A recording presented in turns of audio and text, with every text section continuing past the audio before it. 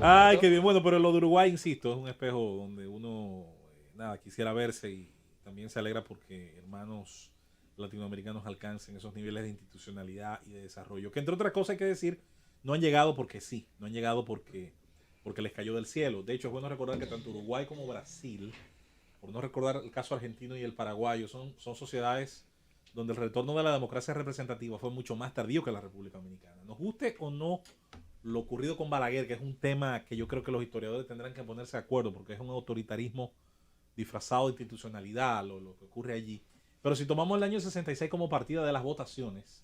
Aprovecha por que así Eddie no está decirlo, aquí. diríamos que la democracia, o si quiere incluso si tomamos el 78, señores, en Brasil, las primeras elecciones presidenciales del proceso actual democrático son en el 85. En Paraguay cae la dictadura de Alfredo Stroessner en el 89. Y en Argentina es en el 83 cuando salen los militares y se hace el llamado a elecciones que termina ganando Raúl Alfonsín. El caso de Uruguay me parece que es el 85 también, el año de término, tienen que andar por ahí. Lo que quiero decir es que esas sociedades, cada una con sus bemoles, y no creo que todas tampoco ejemplares en algunos aspectos, pero sí lograron en mucho menos tiempo generar unos principios y unos acuerdos. Ahí es donde yo digo que el caso chileno es maravilloso, porque Chile logra, a partir de una sociedad civil sumamente activa, que tiene las manos atadas en muchos sentidos durante los años finales de la dictadura de Pinochet, pero que comienza a jugar su rol, comienza a hacer presión, comienza a lograr que algunos espacios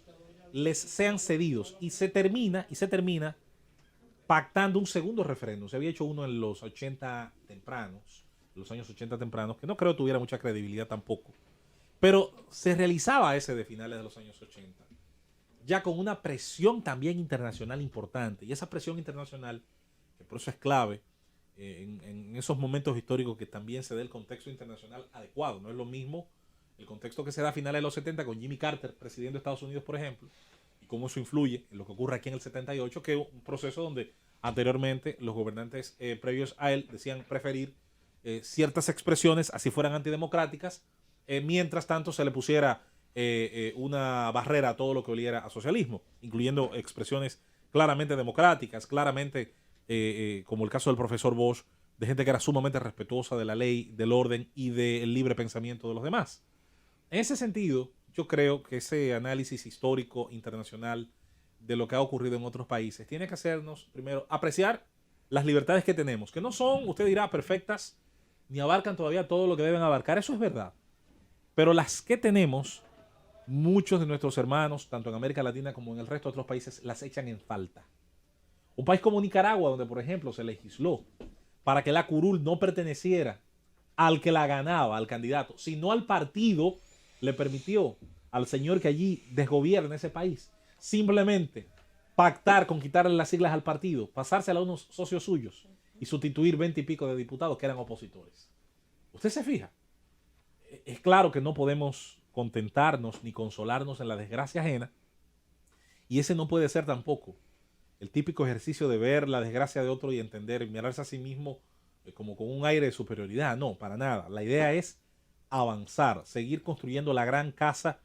que todos tenemos, que es el país, y luego tratar de que la verdadera, la suprema de las igualdades, fuera de la muerte, que sea la ley. Y ante la ley, que todos sí podamos tener un tratamiento similar. Después de eso,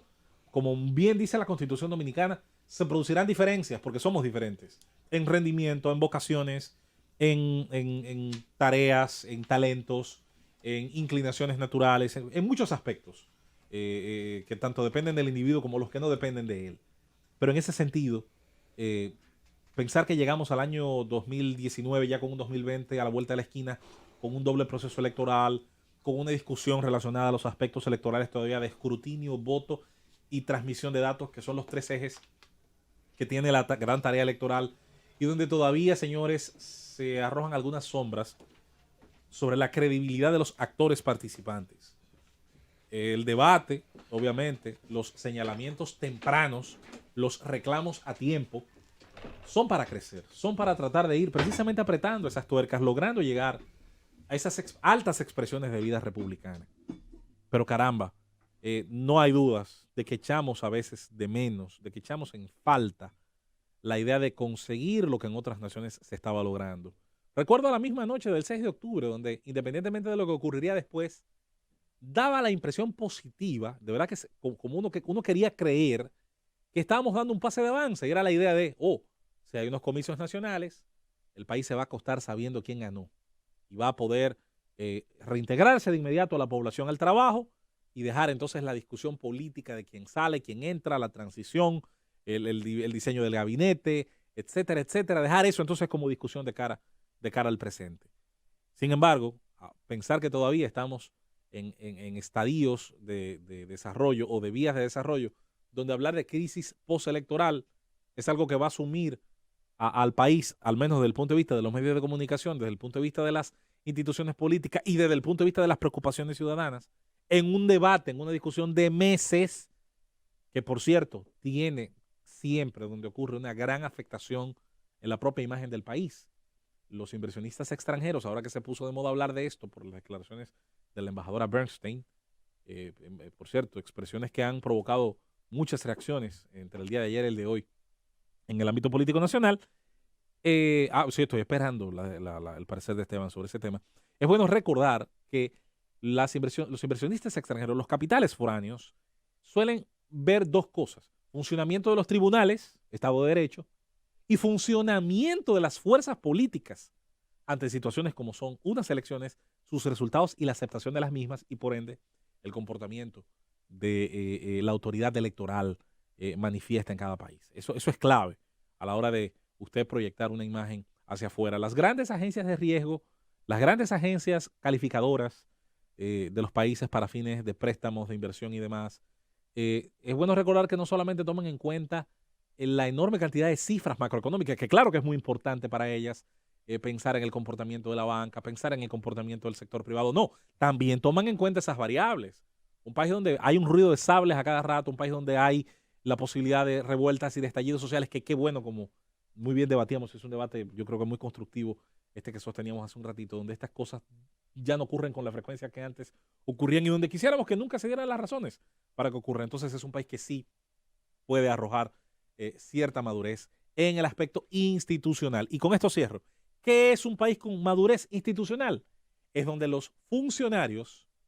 pasan, son sustituidos, pero la institucionalidad permanece, crece y se mantiene en rendimiento, se mantiene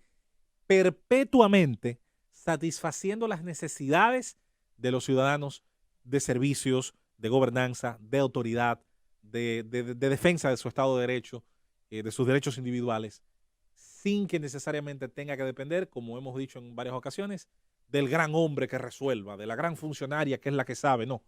de una institución sólida donde trabaja gente que de carrera y de educación se ha preparado para dar los mejores servicios y devolverle al contribuyente, que es la gran figura que se supone debe ser protagónica de la democracia, el consumidor y el contribuyente, que es al mismo tiempo el votante, devolverle lo que le es esquilmado de sus riquezas en servicios de calidad, Francis.